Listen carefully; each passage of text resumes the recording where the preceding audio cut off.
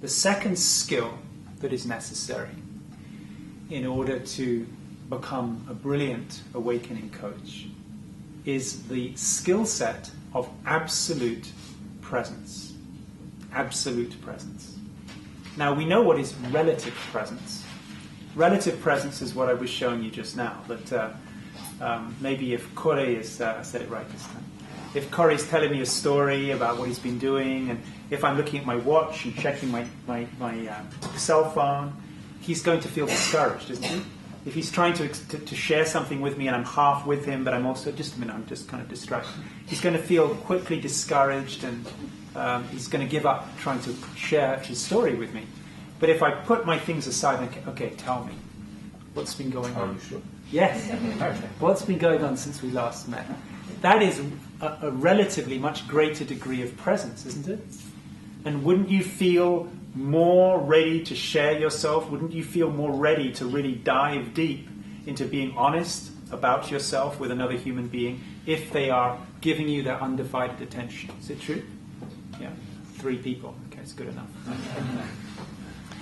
But what is absolute presence?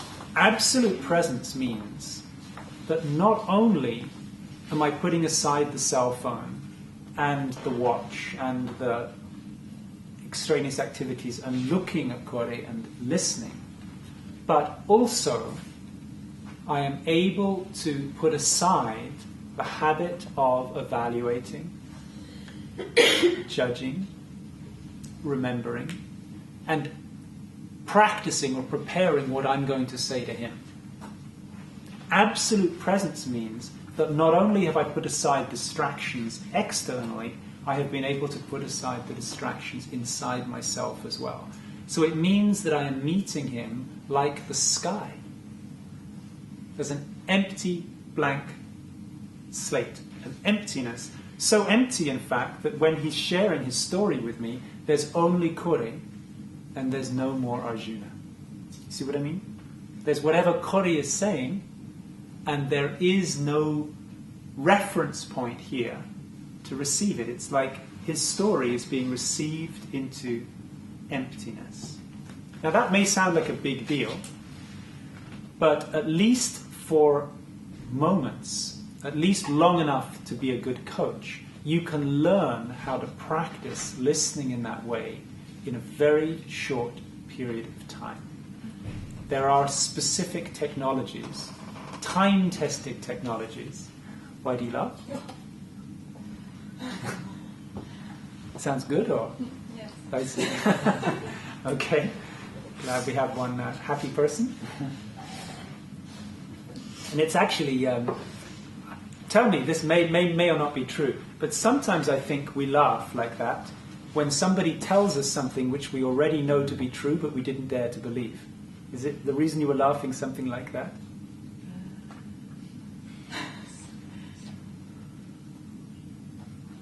Yeah. Yeah? Yeah. Because a lot of what I'm pointing to tonight is actually absolutely natural to human beings.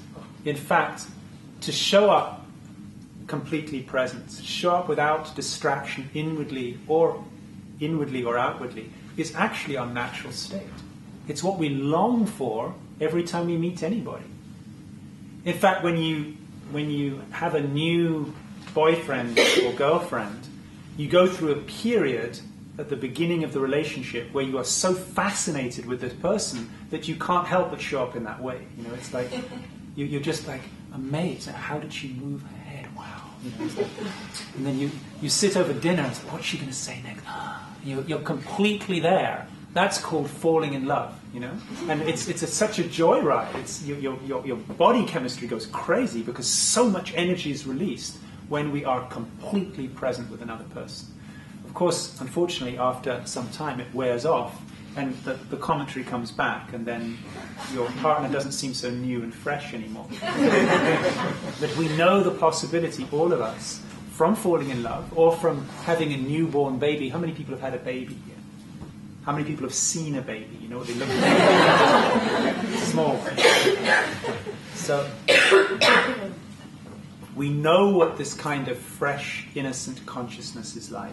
when you're in awe, in amazement. It can happen sometimes if you go hiking and you come to a big view, and, wow, your mind for a moment is frozen. Huge amounts of energy is released in your body. You feel reborn, you feel alive again. This way of listening, which is natural to us, can easily be cultivated through specific technologies which actually are thousands of years old. There are ways of cultivating this kind of absolute presence which go back to practices that were used in Tibet long before Buddhism even arrived in Tibet.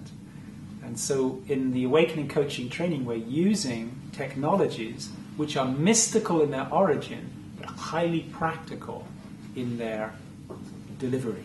See, we're using technologies which go back thousands of years, but which can now be applied to contemporary life.